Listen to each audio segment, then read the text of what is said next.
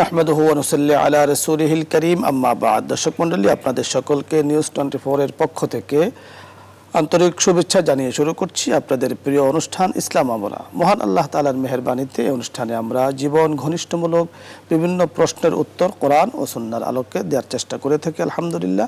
আজকেও কিন্তু তার ব্যতিক্রম নয়। আজকে আপনাদের পাঠানো বিভিন্ন প্রশ্নের উত্তর নিয়ে কথা বলবেন বিশিষ্ট ইসলামী চিন্তাবিদ শেখ জুবাইর আহমদ আশরাফ, শেখুল হাদিস, মারকাজুল উলুম, মুগদা, ঢাকা। সাথে আছি আমজাদ হোসেন হেলালি। মোহতারাম, কেমন আছেন? আলহামদুলিল্লাহ। আলহামদুলিল্লাহ। যে অনেকগুলো প্রশ্ন আমার সামনে রয়েছে, ফেসবুক থেকে প্রথম প্রশ্নটা নেব। মোহাম্মদ তৈবুর রহমান জানতে চেয়েছেন যে আসসালামু আলাইকুম, আমরা সকলে জানি চুরি করা হারাম, কিন্তু আমাদের বাবা মা খালা ও অন্য নিকটতম কারো কাছ থেকে কিছু চাইলাম কিন্তু সে দিল না। এই অবস্থায় আমি যদি ওই জিনিসটা চুরি করে তাহলে গুনাহ হবে কিনা? চুরি তো চুরি, অবশ্যই গুনাহ হবে। সেটা পিতামাতার কাছ থেকে নিলেও গুনাহ হবে, না জানায় নিলে গুনাহ হবে, এবং চুরির গুনাহ হবে আর কি। মানে চুরির যে শাস্তি, যে শাস্তিটা হয়তো হবে না, কিন্তু গুনাহ হবে, গুনাহ অবশ্যই হবে। যে মোহতারাম, খুব সুন্দর আপনি বলছেন। লালবাগ থেকে আব্দুল মান্নান জানতে চেয়েছেন যে নামাজের জামাত চলাকালে হাত কাঁধ পর্যন্ত না উঠায় উভয় হাত বেঁধে ফেললে নামাজ হবে কিনা? বিসমিল্লাহির রহমানির রহিম। দেখুন, কাঁধ পর্যন্ত হাত উঠানো এটা কিন্তু নামাজের সুন্নত, কোনো ফরজ ওয়াজিব নয়। কিন্তু আল্লাহু আকবার বলা নামাজের শুরুতে এটা ফরজ। একজন মানুষ যদি আল্লাহু আকবার বলে হাত বাঁধে, নামাজ সহি হয়ে যাবে। কিন্তু আল্লাহু আকবার না বলে হাত যদি বাঁধে, তার নামাজ হবে না। মোটামুটি কথা হলো, আল্লাহু আকবার বলা হলো ফরজ, হাত কাঁধ পর্যন্ত উঠানো হলো সুন্নত। যদি কাঁধ পর্যন্ত না উঠে হাত বেঁধে ফেলে, তো সুন্নতের খেলাফ হলো। কিন্তু আল্লাহু আকবার বলতেই হবে, আল্লাহু আকবার ছাড়া নামাজ শুরু করলে নামাজ বাতিল হয়ে যাবে। হাত ধরুন একবার উঠানোই না, সে হাত বেঁধে ফেললো, সুন্নতের খেলাফ হলো।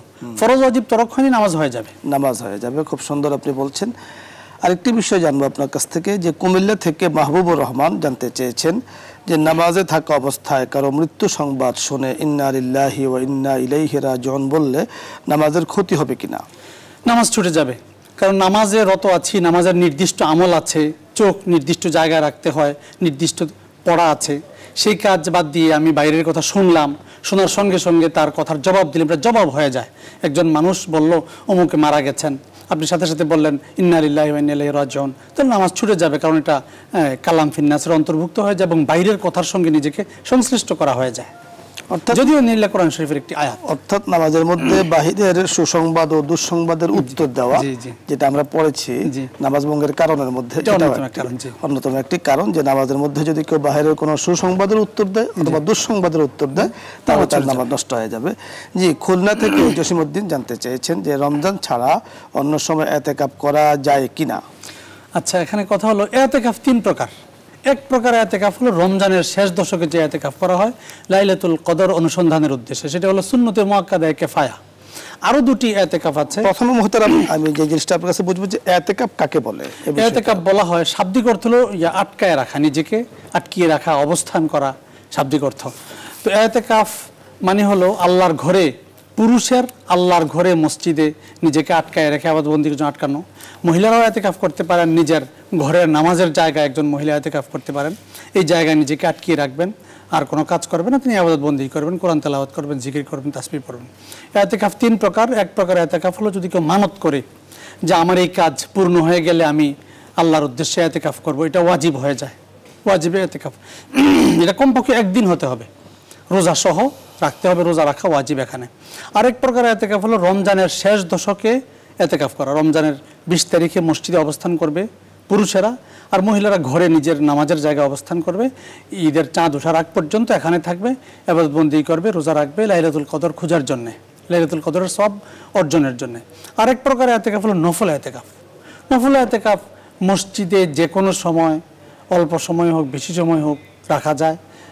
5 মিনিটের জন্য যদি একজন মানুষ মসজিদে যায়, সেখানেও তিনি নিয়ত করতে পারেন যে আমি আপনার কথা শুনবো। একটা প্রশ্ন নিয়ে নিই। যে আসসালামু আলাইকুম ওয়া রাহমাতুল্লাহি ওয়া বারাকাতুহু। দর্শক, আপনার নাম বলুন, প্রশ্ন করুন। হ্যাঁ, বলছি কি যে ধরেন আমি একজনের কাছে ধরেন 10,000 টাকা দিনে আছে, ধরেন আপনার কাছেই আছে, বুঝলেন? বুঝলাম, জি বলুন। আমার তো দেয়া তো ঠিক আছে। এখন আমি এই টাকাটা আমি দিচ্ছি না, আমার বাড়িতেও আছে, আমার কাছেও আছে, আমি আপনাকে দিচ্ছি না, যেহেতু ওটা আপনি পাবেন আমার কাছে, আমি দিচ্ছি না, এবার দেখা যাচ্ছে হঠাৎ আমাকে আল্লাহ পাক নিয়ে চলে গেল, তাহলে এটা কি কোনো মাপের কোনো ইয়ে আছে? ধন্যবাদ, আমরা বুঝতে পেরেছি, অপেক্ষায় থাকুন। জি যে এটার উত্তর হলো যে ঋণ, এটা তো ঋণ রয়ে গেল। আর হাদিস শরীফে স্পষ্ট ভাষায় আছে, একজন মানুষ মারা গেলে তার পয়সা থেকে, তার অর্থকড়ি থেকে কাফন দাফনের পর সর্বপ্রথম তার ঋণ পরিশোধ করতে হবে। ঋণ পরিশোধ করার পরে যদি সম্পত্তি থাকে, তারপর তার কোনো ওসিয়ত যদি থাকে ওসিয়ত পূর্ণ করা হবে, ওসিয়ত না থাকলে বাকি টাকাটা উত্তরাধিকারীদের মধ্যে বন্টন করা হবে। এতটুকু স্পষ্ট ভাষা আছে কিতাবে মাসলা মাসালের মধ্যে যে ঋণ পরিশোধ করতে গিয়ে যদি তার সমস্ত সম্পত্তিও দিয়ে দিতে হয়, তবুও সেটাই করতে হবে। ঋণের গুরুত্ব এত বেশি, এবং কোরআন মজিদে আল্লাহ পাকের কথা বলেছে। এখানে আরেকটি বিষয় যে কথাটি আমাদের দর্শক বলছেন যে আমার সম্পদ আছে, সবকিছু আছে, ইচ্ছা করলে আমি দিতে পারি, কিন্তু আমি দিচ্ছি না, গাফলতি করতেছি। গাফলতির কারণে এটা তো একটা গুনাহের মধ্যে পড়ে, মানুষকে কষ্ট দেওয়া, ওয়াদা খেলাফি হয়, ওয়াদা খেলাফি হয়, এবং এটা মুনাফিকের আলামত। মুনাফিকের আলামত তিনটি: ওয়াদা দিলে খেলাফ করবে, কথা বললে মিথ্যা বলবে, এইগুলি মিথ্যাচারের মধ্যে পড়ে এবং ওয়াদা খেলাফির মধ্যে পড়ে। জি জি মোহতারাম, ধন্যবাদ। যে কথাটি আপনি বলতেছিলেন, জি কি জানি প্রশ্ন? ইতিকাফ সম্পর্কে। ইতিকাফ তো হলো তিন প্রকার। এক প্রকার হলো মানতের ইতিকাফ, এটা বলছেন। আরেক প্রকার হলো সুন্নতে মুআক্কাদা কিফায়া, রমজান শরীফের শেষ দশকে। তৃতীয় প্রকার ইতিকাফের কথা বলতেছিলেন, সেটা হলো নফল ইতিকাফ। এটা যে কোনো সময় সারা বছরই, তিনি প্রশ্ন করেছিলেন যে রমজানের বাইরে ইতিকাফ করা যায় কিনা। সারা বছরই করা যায়, সব সময় করা যায়, যে কোনো মসজিদে করা যায়। এবং বুজুর্গানি দিনের আমল এরকম যে তারা মসজিদে ঢুকবার সময় ইতিকাফের নিয়ত করে মসজিদে ঢুকতেন।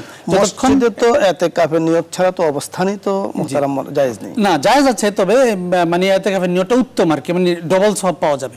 নামাজ পড়ার জন্য মসজিদে গেলাম, নামাজের সওয়াব হবে, ইতিকাফের নিয়ত করলে ইতিকাফের সওয়াব। ইতিকাফের নিয়ত তো আমরা জীবনে একবার করেছি, যে যখন আল্লাহর ঘরে যাব তখন ইতিকাফের নিয়তই করব, সে একটা নিয়ত তো আছে। কিন্তু প্রত্যেকবার যখন আমি যাই তখন কি ইতিকাফের নিয়ত করা জরুরি? এটা নফল ইতিকাফ, জরুরি নয়। এটা নফল ইতিকাফের অন্তর্ভুক্ত এবং সওয়াব হবে, ডবল সওয়াব হবে নিয়তের কারণে। জি মুহতারাম, আরেকটি বিষয় আপনার কাছে জানবো। জি, একজন দর্শক অপেক্ষা করছেন। জি, আসসালামু আলাইকুম রাহমাতুল্লাহি ওয়া বারাকাতুহু। দর্শক আপনার নাম বলুন, প্রশ্ন করুন। ওয়ালাইকুম আসসালাম।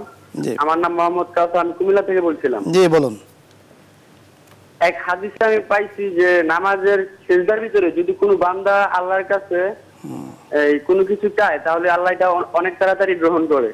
কিন্তু আমি আরেক আলেমকে জিজ্ঞাসা করার পরে তিনি বলছে যে যদি নামাজের ভিতরে আল্লাহর কাছে কেউ কিছু চায়, তাহলে তার সে নামাজ হবে না। এটার ব্যাখ্যাটা কি?